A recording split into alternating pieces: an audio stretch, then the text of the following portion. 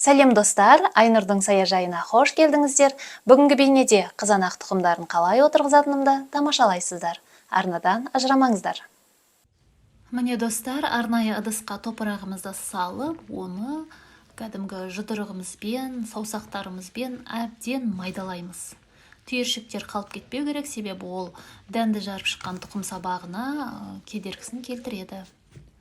Мінекей біз майдалап болдық. Енді бұны арнайы ыдысқа саламыз.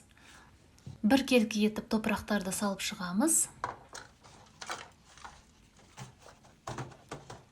Осылай үстінен аздап нығыздап басамыз, себебі су құйған кезде бұл басылып қалуы мүмкін.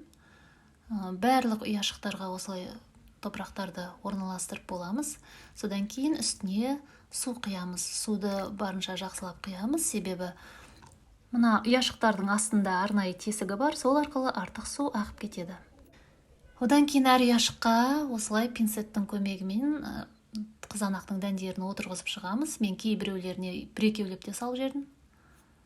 Мінекей отырғызып салып болғаннан кейін үстін топырақпен тағы да көмкереміз. Жай ғана, әлсіз ғана төбесінен нығыздап басамыз.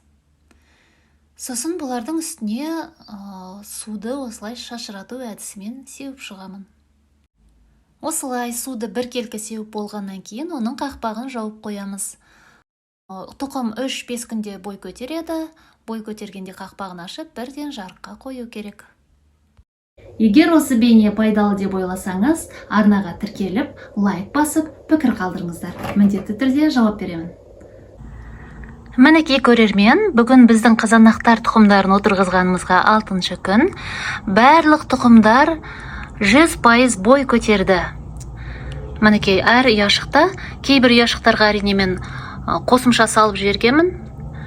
Себебі шықпай қалғаннан гөрі артық болсын деп қамданған түрім. Мінекей барлығы дерлік шықты. Мына бір ұяшықта ешігіп болса да шығып жатыр. Көрдіңіздер ме? Ол бүгін қазір түске дейін бой көтереді. Енді сіздерге не айтамын? Осы ұяшықтардан бой көтереді, бірден жарық өте мол болатын жерге қою керек. Сонда бұлар жарықтан нәр алады, бойларын түзейді және созылып кетпейді. Себебі мынау жаңадан пайда болған кезде бұлар жарық іздеп созылып кетеді. Созылып кетіп, құлап қалуы мүмкін. Көрдіңіздер ме? Өсімдіктердің осындай қасиеттері бар. Келесі біздің қадамымыз бұларды көшеттеп, ашық топыраққа отырғызамыз. Оны мен мамыр айының басында түсіремін. Міндетті түрде видеомен бөлісемін. Достар, бейнені осымен аяқтаймыз. Тіркеліп лайк басуды ұмытпаңыздар. Келесі кездескенше қош сау болыңыздар.